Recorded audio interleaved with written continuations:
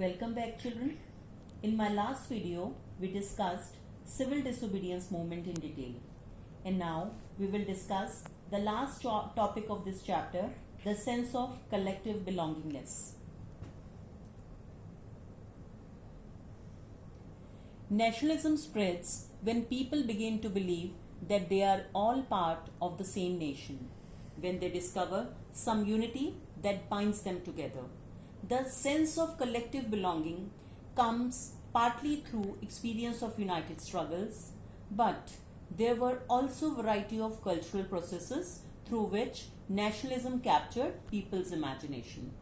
History and fiction, folklore and songs, popular prints and symbols all played a part in the making of nationalism. Nationalist movement spreads when people belonging to different regions and communities begin to develop a sense of collective belonging. The identity of a nation is the most often symbolized in a figure or image. This helps create an image with which people can identify the nation. It was in 20th century with the growth of nationalism that the identity of India came to be visually associated with the image of Bharat Mata. The image was first created by Bankim Chandra Chattopadhyay. In 1870s, he wrote Vande Mataram, a hymn to the motherland. Later it was included in his novel Anand Mat and widely sung during the Swadeshi movement in Bengal. Moved by the Swadeshi movement, Abanindranath Tagore painted his first image of Bharat Mata. In this painting, Bharat Mata is portrayed as an aesthetic figure.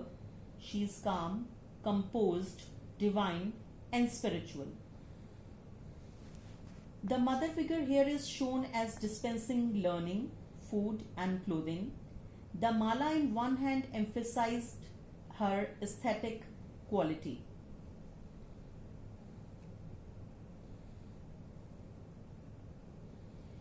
In subsequent years, the image of Bharat Mata acquired many different forms as circulated popularly in prints and was painted by different artists. Devotion of this mother figure can be seen as a evidence of one's nationalism. She is shown with a trishul standing with an elephant and lion. Both are symbol of power and authority.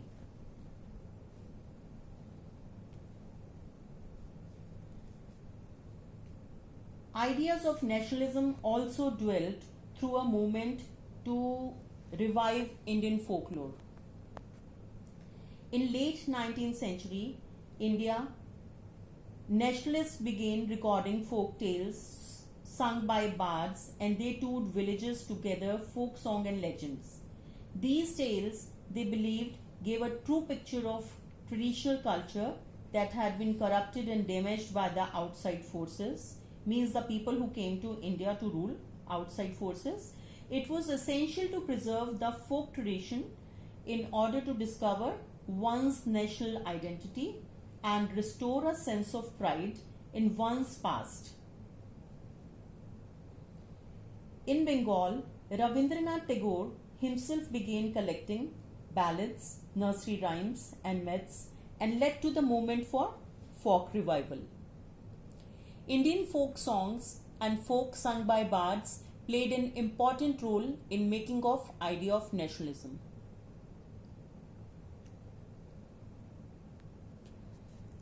In Madras, Natesha Shastri published a massive 4-volume collection of Tamil folk tales, The Folklore of Southern India. He believed that folklore was national literature.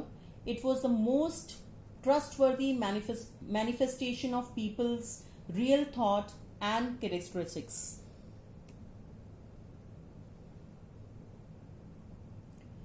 During the Swadeshi movement in Bengal, a tricolor flag, red, green and yellow, was designed. It had 8 lotus representing 8 provinces of British India and a crescent moon representing Hindus and Muslims. By 1921, Gandhiji had designed the Swaraj flag. It was again a tricolor red, green and white and had spinning wheel in the center representing Gandhian ideal of self-help. Carrying the flag, holding it aloft during the marches became a symbol of defiance.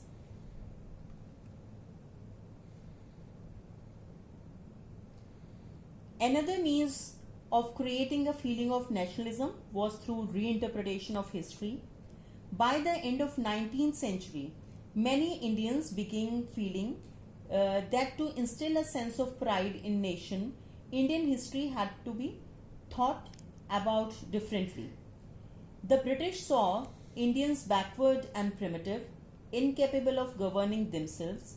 In response, Indians began looking into the past to discover India's great achievements. They wrote about the glorious developments in ancient times when art and literature, architecture, science and mathematics, religion and culture, law and philosophy, and trade flourished. This glorious time, in their view, was followed by a history of decline when India was colonized. These efforts to unify people were not without problems. When the past began being glorified was Hindu, when the images celebrated were drawn from Hindu iconography, then people of other communities, they felt left out.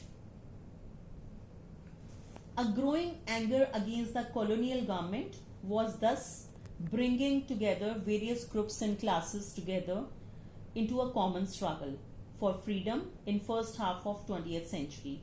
The Congress under the leadership of Mahatma Gandhi, they tried to channel people's grievances into organized movements for independence.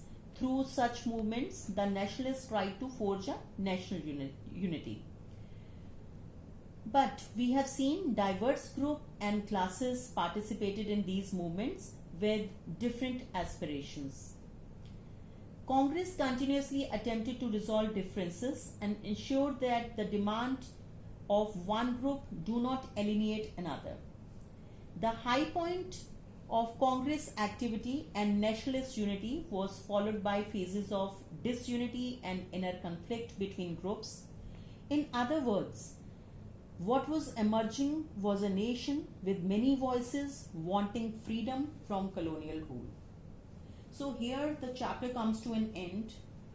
We have learned the story of different movements like Khilafat, non-cooperation, civil disobedience, and how people got united, how feeling of nationalism was cultivated in people, and how later their feelings, they chose to be little different. Very soon I will be back with a new topic. Till then, keep learning, keep practicing. Have a good day.